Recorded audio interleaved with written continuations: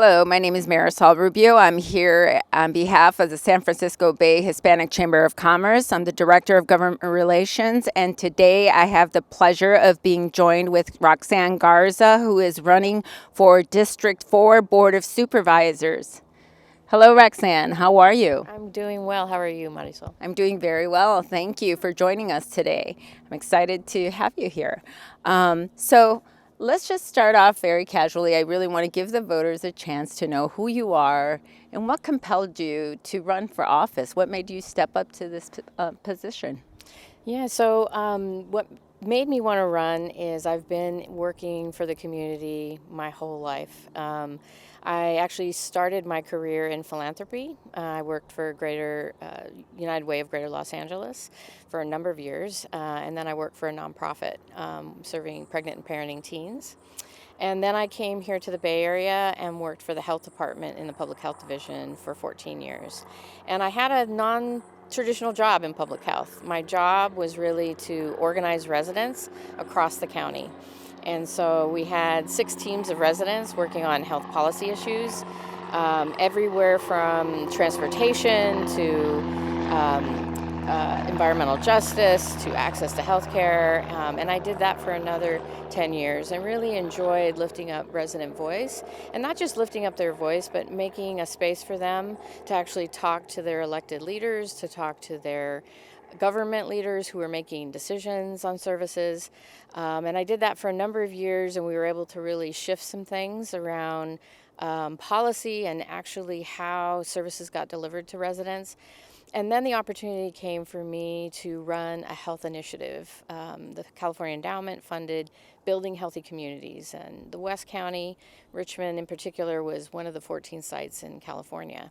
And that was really exciting to me because I was able to look at how I could have even a greater impact, right? And so the city of Richmond and residents across that city decided we want to work on economic justice and education equity and health for all, and community safety. And we want you to build collective groups of people, build coalitions, cross-sector coalitions to work on these issues. So I've been doing that for the last 9 years. And I would say we've really been able to change policies around criminal justice, around health for all. I've led a coalition called One Contra Costa, which is really designed to have our county provide the funding necessary for people who are undocumented immigrants to have health care, who haven't had health care for a very long time. Right. And so it sounds like it's something you've truly committed your life to doing for some time, serving the public and trying to create on some level more equity and provide a voice for typically, marginalized populations. That's great. Thank you. And how do you think those experiences have shaped your worldview, and how will they determine the issues you prioritize? So for me, it's about lifting up, as I said, community voices, actually listening to them and what their priorities are. And then how can we work together with government to come up with policy solutions that meet what people's priorities are. And so one of the other things that I've done is I've sat on the Measure X Community Advisory Board. This county never thought a sales tax would pass, and it did. And I think it did because the electorate really wanted to see funding their money go towards particularly people who need services, right, as well as things that they felt were important in terms of safety. And so this first round of Measure X funding was really impactful because we were able to resource our fire departments, make sure our ambulatory care systems, our hospital and our clinics across the county have the resources they need to be first responders, and particularly coming out of this pandemic, that was important. But I think going forward, like, how does the county continue to provide a safety net for our families? And I have a direct experience with that, having worked with the health department. I have experience knowing how policy gets developed within the county. I know a lot about the budget process. I've sat through budget hearings at the Board of Supervisors every year, and we bring public comment every year to ask critical questions. And so I really want to be on the other side of that podium and continue to ask the kinds of questions that I think are all families and that want answered by the board. Great, great. Sounds wonderful. And so we're going to move along to some specific issues and would love to just go. Feel free to expound as you wish. The pandemic revealed how healthcare disparities can acutely impact us during critical times. What can be done to close that gap in access to quality, affordable, and timely healthcare? And do you believe universal healthcare is a viable option? And if so, how could we accomplish that? Yeah, I definitely feel that universal health care is an option. And just this last couple of years, the state of California has moved in that direction, right? And so for the uninsured, people who have been uninsured, mostly undocumented folks, they did pick up children under Medi-Cal and young adults last year. And this May, actually next month, folks who are 50 and over will also be added to Medi-Cal. So there'll only be one sector of folks that is still uninsured, and that's 24 to 49-year-olds that are undocumented. And as I mentioned before, we're really working with the county to get as many of those folks enrolled in Contra Costa Cares, which is one of the programs that I advocated for over the last years, to make sure that that population has access, particularly coming out of the pandemic. Many of our immigrant populations, Latino, AAPI, people coming from African countries, Afghanistan, many of those immigrants really, I feel, kept our economy going, serving as essential workers, but also local entrepreneurs in our district, right? And so we want to make sure that they all have access to health care. The other issue I think I've heard from families across the district and really across the county is access to behavioral health, right? Coming out of this pandemic, people have been stressed. People have been, I would say, depressed. People have lost their jobs. People have tried to figure out what is it that they want to do next, right? What does the quality of their life need to be going forward? So I think having behavioral health services that serve all of our families, particularly young people, is really important. And I also am really supportive of the Miles Hall non-police response effort. There's going to be a hub that's going to start in Concord, but eventually there'll be hubs across our county. And the idea is that by 2024, June of 2024, all 3 hubs across our county will be providing crisis intervention.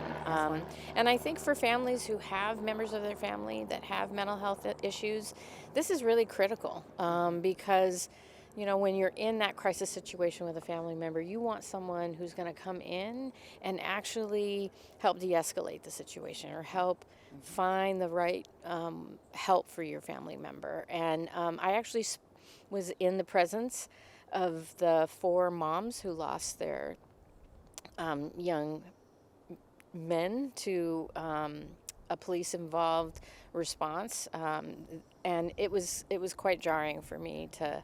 I'm just even thinking about the experience in front of the DA's office to hear their stories, and that they won't be able to celebrate another birthday or they won't be able to have this person in their lives. So I'm really excited about the people who actually worked on this Miles Hall non-response program. It's the county, it's NAMI, and many other sort of key experts who are working to implement this project. That's wonderful.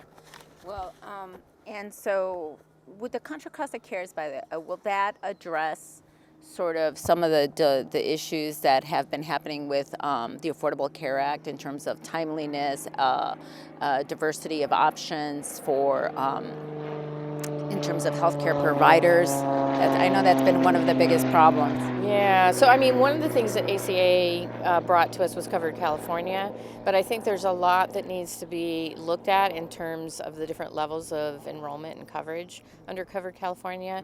Many still feel like, it's been difficult to afford some of the enrollment levels within Covered California. So I think that's something that could be addressed. Also, I think expanded Medi-Cal. A lot of people don't realize that a lot of people, particularly in California, were able to, for the very first time, enroll in medical care under expanded Medi-Cal. I think the challenges around that is the enrollment process and re-enrollment process. Like, how do people stay enrolled? And there's often a lot of hoops that people have to deal with in staying enrolled in expanded Medi-Cal. So I think, we need to figure that out. I also know that there's been a commission, a sort of Health for All commission at the state, that just issued their report. So I'm anxious to read that report. But I think that report and some of the work they've done will hopefully lead towards universal health care. Great. Well, thank you. So we're going to shift gears a little bit here. You started to talk about it. So talking about reimagining public safety. What are your ideas to create a safer, more cooperative relationship between police and the community? Yeah, so I really feel that reimagining public safety has to start from the place of the social determinants of crime, right? We can't continue to jail ourselves out of this. So why does crime exist, right? And I strongly feel that it's the social determinants that drive that. So it's whether or not people have housing, adequate housing. It's whether or not people have a job, right, that can help them build community wealth within their family and within the community. And I think it's access to some of the services we were talking about in terms of health and transportation, right? Do people have an opportunity to take transit to their job, or is it really difficult? And I find that Contra Costa has a lot of work to do in terms of transportation to get people to those jobs. And so if all of those things are more equitable, I think violence, and crime ultimately will come down. I do think that in an election year, there's a lot of noise about, fear and crime, but the data doesn't bear that out. The crime in Concord and Pleasant Hill, for example, has actually gone down. And there's been a recent FBI report that looked at the level of property crime and in Contra Costa, and that has gone down as well, from like 3,200 in 2019 to like 1,400 cases in 2020. So I think, really looking at what the data is and not, going in this direction of using fear as a way to, turn out the vote. Right. Absolutely. Yeah, and I just wanted to say one other thing in terms of this is, there's been a lot of folks over the last 5 years that have worked on looking at how our county works around crime, specific to the Sheriff's Department. So there's been a racial equity task force that Supervisors Glover and Joya have been leading for the last 5 years. And that task force has become the Racial Equity Oversight Board. And I want the voters to go onto the county website and look that up and see about the work that's been done. But some of the work has really been about looking at how, what the response to crime is in our county. How many officer-involved shootings are there? How many instances of folks who have felt profiled? So those are important issues, I think, that we need to address. And one of the things that came out of that was the recommendation for a Sheriff Oversight Board. And I really do support that. I want to see how we can work with our local sheriff to make that happen. And I know some of those discussions will be coming up. But I think, for the community and to build sort of that trust with law enforcement, that step needs to be taken. Absolutely. Thank you. So we're going on to education, and what can we do to ensure that all children are getting a quality education? And more specifically, moving on beyond that, also thinking about how can we stop the school-to-prison pipeline, and what are your thoughts about critical race theory? Right. So I have worked on education equity as part of my work with Healthy Contra Costa, formerly known as Healthy Richmond. And that work has centered around the state funding coming into our local school districts here in Contra Costa. called Local Control Funding Formula.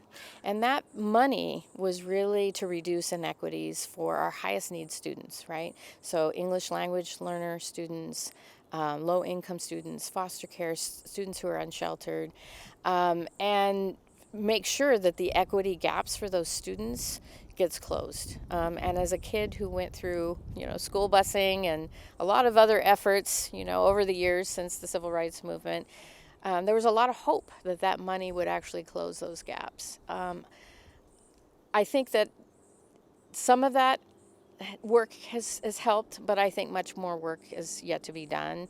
And quite frankly, I think a lot of the districts use that money to close, budget gaps for them. And it really hasn't ended up in a student testing better, in terms of their academic success. So I think there's a lot of work to be done.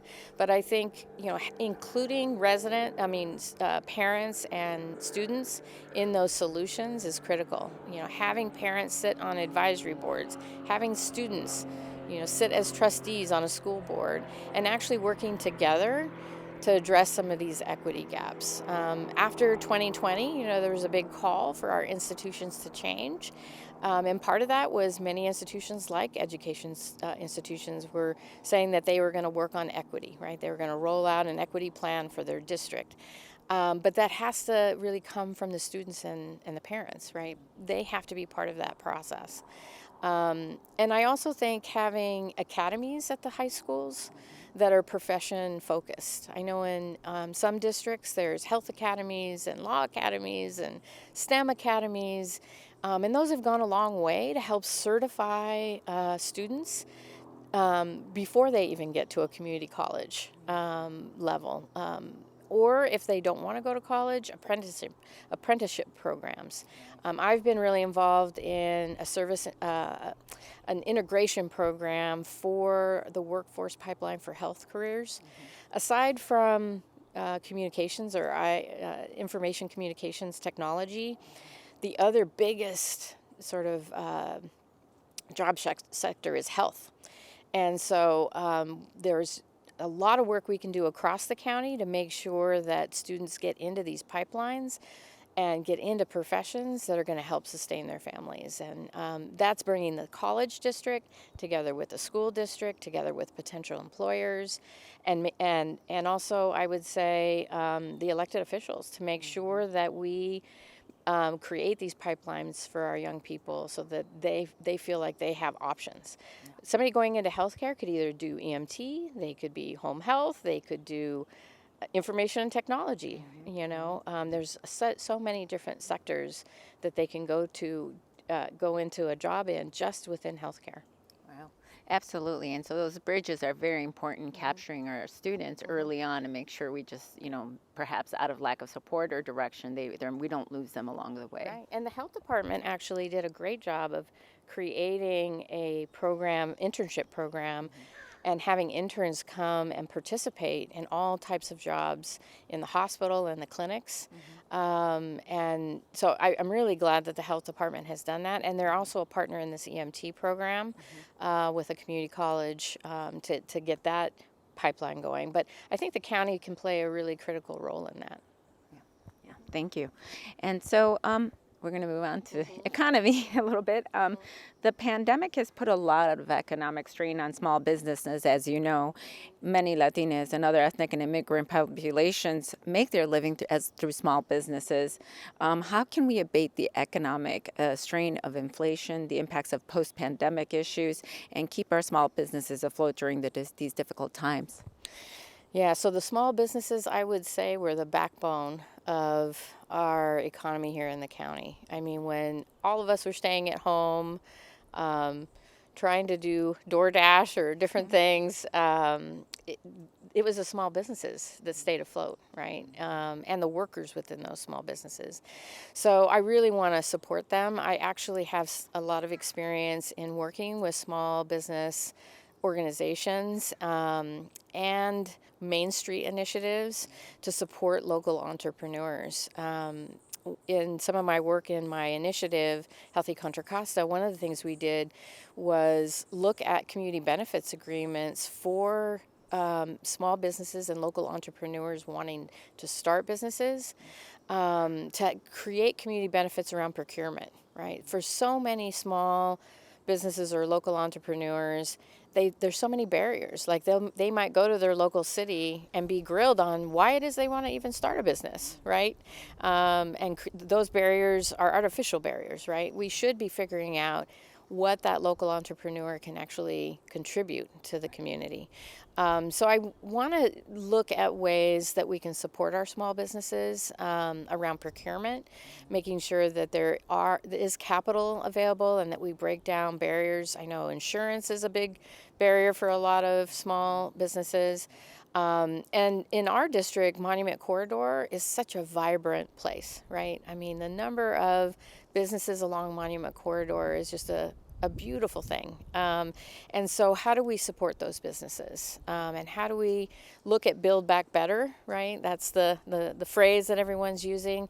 What I've heard from some businesses is that they haven't actually gotten some of the funding, right, that has been allocated for particularly minority-owned businesses. So how do we figure out where did that money go, right? And how do we funnel it to those businesses that really need the support? And then lastly, I would say, creating a really strong connection between the counties, Small Business Development Center, and the Chambers of Commerce to really figure out how we can better, work across the county. I think, often we've siloed ourselves, West County, Central County, East County, but how can we start working across chambers and across sectors to really support our businesses? Absolutely. Thank you. So kind of sticking with the economic component of it, we're experiencing a stark increase in our cost of living while wages remains relatively steady. What can we do to make sure that the wealth and income gap do not continue to grow and that lower resource communities are not placed under further risk? Yeah, I mean, I would say that wages are stagnant, right, as rent is tripling. So I was just over in Meadow Home Park last weekend canvassing, and my husband and I are going to go back many more times to that park.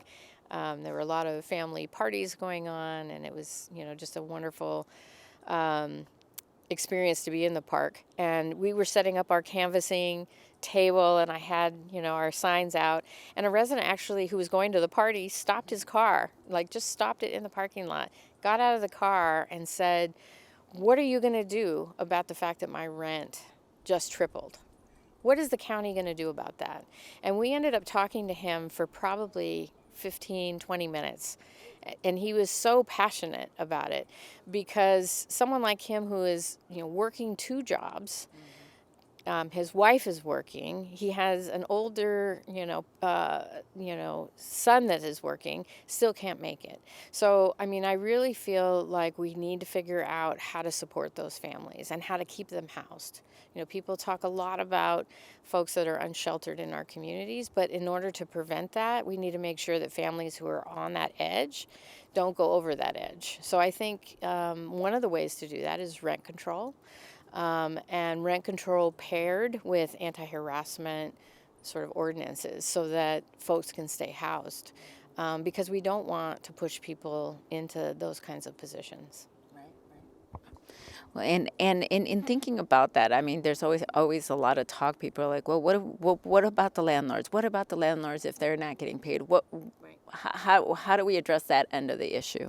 So there are a lot of, I would say, mom and pop landlords that are not like the corporate landlords or landlords that are trying to shift out of their responsibilities. They're actually trying to keep people housed. And I think what we've also heard from them is some of the state money coming in to the county hasn't gotten to them, right? And so one of the tenant relief programs also connected to that tenant relief was landlord relief, right? And how to make sure that those landlords are also getting the help that they need. So I think breaking down those barriers for our mom and pop and, smaller landlords to get that relief from the state of California so that they can continue to serve their tenants. And I do think there's a number of landlords that care about that. My landlord, I actually, when I came to Contra Costa. I came from Los Angeles, and I came from my house that was foreclosed in LA due to the recession. And when I arrived here in the Bay Area, much to my surprise, it seemed as though the recession didn't even hit the housing market here. And so I ended up paying more than my house payment in LA, my rent here when I arrived. And during the course of being a renter for 14 years, I also became a single parent. And so my income was cut in half. And I really appreciate my landlord. He had 3 other houses that were part of his wealth building, I guess. But you know what? He kept my rent relatively stable. He did increase it once, but he kept it relatively stable because he knew I was a single mom with 2 kids. So I think there's ways, that we can work together and make sure that those smaller landlords do get the help they need. Right. And sort of tying that into, the environment. The environment's a very important issue. We know we're facing sort of really a deadline with climate change Absolutely. happening. What are some of the things, your ideas for addressing our environmental issues, as well as how will we, tie that to making sure that our workers who will need to obviously transition, how can we support them in that process? Yeah, so this is a very important topic that I actually worked on when I was in public health. As part of my work that I mentioned to you, working with residents, I work with 3 neighborhoods in West County, North Richmond, Iron Triangle, and Parkchester Village, that all sit on the fence line of industry. And we did a lot of environmental town hall meetings, and we had the Bay Area Air Quality Management District, come to our town hall meetings, as well as city and county officials. And so I do think there's a lot of work to make sure that industry has upgraded its equipment. So there recently was a Rule 6-5, kind of It's okay. specific, but that the Bay Area Air Quality Management District passed. And it was to make sure that the equipment for particularly Chevron and PB were, which is, the Martinez facility, that they both had upgraded equipment by 2026. And there's a lot of, back and forth on that. But it is going to reduce particulate matter 2.5, which is critical, right, to the climate change issues. And I would say air pollution issues, right, that communities face. I know in West, a lot of the tension was, well, the industry was there before our community was there. But now the community's there. We want to make sure that respiratory diseases like asthma aren't prevalent in those communities, because when a pandemic like COVID hits, now you have a whole group of people that are more susceptible to COVID than wouldn't otherwise be, right? So how do you reduce particulate matter 2.5 to reduce respiratory diseases? So that's one thing that I'm really interested in. I know that the current incumbent for this seat, Supervisor Mitchoff, sits on the Bay Area Air Quality Management District board, and I hope to someday sit on that board with Supervisor Joya, because it's the work that they're doing with industry is critical. I also think electrification, which is a whole effort that the county actually signed on to recently, to make sure that all new buildings shift into electrification is important. And then, even as regular homeowners, who want to build onto their homes, they can get some rebates or some incentive to begin to transition into electrification as well. And then I think for our sort of cities, how do we change our lighting systems? I don't know how many lights you sit at that you idle for a long time, but there's a way to have more of a responsive lighting system so that people don't idle at stops as much. And then having more electric chargers available along the 680 corridor, for example.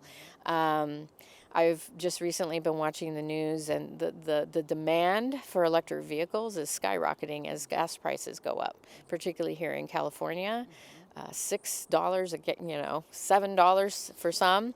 It's getting pretty high. So I think having more chargers across our district and across our county is important. And the last thing I'll say is, I recognize when I'm sitting on the board that I'm making decisions for not only my district, District 4, but that has also the impact of, how do we bring 2 or 3 supervisors together on an issue and impact the entire county and decisions we're making for the entire county. Absolutely, absolutely. And so we're going to kind of step back, have a more global look at issues, just kind of and how they may impact us locally. Specifically, looking at economic forecast for Contra Costa County and specifically for District 4. Do you see any correlation between macroeconomic events that are happening on a global scale and how they are impacting us locally here at home? Well, gas prices is one, right? Yes. And so, one of the ideas that, has been discussed is, how can we mitigate, some of the issues coming from the war in Ukraine, which, I know a lot of people are watching and are grief-stricken really about what's happening there. But, how the United Emirates and other folks can start maybe increasing their production and, distribution, right, to some of the European countries and maybe even United States. So that's a huge issue, right, and how to tackle that. And then I think climate change overall, is a big issue. I'm glad that we joined the climate agreement again. I think we were all kind of disheartened when we pulled out of that. And so I do think joining the rest of the world and making sure that we address climate change. And the United States actually is one of the countries that has the highest impact on climate change. So it's critical that we be part of that. And then I think welcoming immigrants from all of the places that they're coming from. We know that there are a lot of Ukrainians on the border. We know that there are a lot of folks coming in from Afghanistan. Measure X funding actually funded Jewish Family Services recently to welcome those immigrants coming from Afghanistan, and I think that's the right thing to do. But something that has struck me in watching the Ukraine war, which again is just every day I think about the families that are in bunkers and how they're trying to survive such a horrible situation. But I remember one story of a young man who took a subway all on his own to flee Ukraine and made it to to Poland or to another country to be in safety. And I couldn't help but think about the unaccompanied minors on our own borders, right? And how instead of celebrating that they made it from a country that had violence, where their family was threatened, we instead put them imprisoned them. And we weren't celebrating their courage, right? And their ability to make it out of horrific situations in the countries just to the south of us. And so I do really want to see ways that we can support our state and our government overall into how to, have a better solution for immigration in this country. And California, is very much at the forefront of that. And I also think we can be a model, for some of the other states who, are taking other approaches that are much more harmful. I worry for these children many of whom are suffering from PTSD and depression and may never, fully recover emotionally. Right. And it kind of goes back to what we were talking about, critical race theory and understanding sort of legacy economics, like meaning policies that happened decades ago, and how does that impact our current economic status and relations with those countries who are living south of us, right? Correct? Yeah, and where my family ultimately was from, right? I was talking to somebody the other day about the shadow labor market, right? So for many years, California benefited from immigrants coming into California to work in the farms, and actually my family, is from Central California, from Tulare County, and grandparents worked on some of the farms there, And somebody said, well, why do they call it the shadow labor market? And I said, they call it the shadow labor market because it's not, it's definitely benefiting the bottom line for agribusiness, right? And other kinds of businesses, but it's not anything that's actually captured in our economy. Yet it's revitalized, many sectors. So I think figuring out how to work on an immigration policy where people can actually have a pathway to citizenship, and we can recognize them for their part in keeping our economy healthy. And so, just the last small topic, but it's a big issue. Talking about economic issues. As we mentioned earlier about the inflation going on, how can we help workers? What are we going to do with those stagnant wages? Well, the first thing is we need to look at all the funding that's coming in, right? I mean, that was our argument around expanding Contra Costa Cares and making sure immigrants had health care.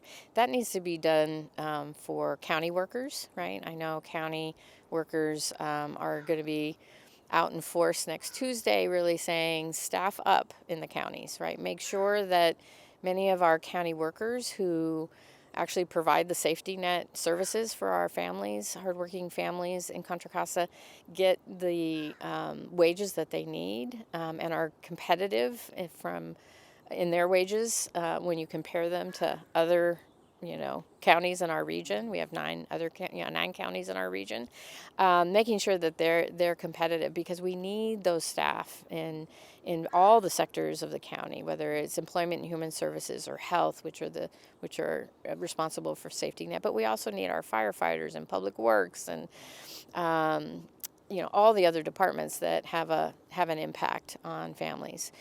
So making sure that some of the funding goes to really make sure that our staff is well resourced. And then in terms of private business, like how can we support our businesses across our county in terms of looking at ways that they can look at wage increases as well. Wonderful. Okay, so now we're going to just kind of close out a little bit, but we've discussed a lot of issues, but I would love to know what are personally your top 3 priorities that you will commit yourself to in your first year as a Board of Supervisor. Yeah, the first one is working on inequities in health, because I think if we have a thriving populace, then they're going to be able to show up to work. They're going to be able to take care of their families. So to make sure we have less inequities around health. And I mentioned physical health, so access to primary care, preventative health care. One of the things of ACA was moving people from episodic care, which is like just showing up to the ER, to actually getting services in a preventative way. So making sure that we close those equity gaps around physical, behavioral health. And then looking at inequities in the other ways that health play out, right? So health is connected to housing and transportation and employment. So looking at inequities and how they play out that way. So I commit to making sure that we have a thriving populace, thriving families that can really feel like they can advance their community, their families and their communities forward. Secondly, I've made a specific commitment to implementing the Miles Hall non-police community response, but I think there's a lot connected to that connects back to the behavioral health services. One of the ideas out of Measure X was to have healing centers, and actually Gigi Crowder from NAMI is one of the proponents of this. So I hope to work with her, after I become supervisor, to really look at how we have wellness centers across our county that are specifically working with different communities who haven't felt like they have been able to access those services, like behavioral health services or substance use services. And then the last thing is budget transparency. When I've gone out canvassing and I say, I'm Roxanne Carrillo Garza, I'm running for supervisor, and I ask them, do you know what the supervisor does? And they're like, no. Do you know who your supervisor is? No. So, I plan to be a supervisor on that board, asking critical questions, right? Asking important questions so that we can have a real dialogue on the board around how do the budget decisions at the board match the community priorities. Right. And get more civic engagement from the community. Absolutely. The community has to be at the table. They have to be at the table in partnership with county government to talk about what is it that they're seeing in their families and their neighborhoods, and how does that relate to the services that are being provided to them? One of the things I've sat on is the core planning group for the Office of Racial Equity and Social Justice. Supervisors Glover and Joya have launched this initiative to have a county-wide Office of Racial Equity and Social Justice. Sorry. And I think that that's an important next step for our county. It's going to include all the districts and all the people of the districts, and looking at how does race, equity, and social justice play out. It's okay. You've been so very thorough, so we appreciate it. Yeah. Well, it's the last question, really. This is a very competitive race, as we all know. Which is a good thing. What does your electorate need to know about you, and how are you different than your opponents, and why are you their best choice? Specifically, what qualities do you possess that you believe makes you stand out from your opponents?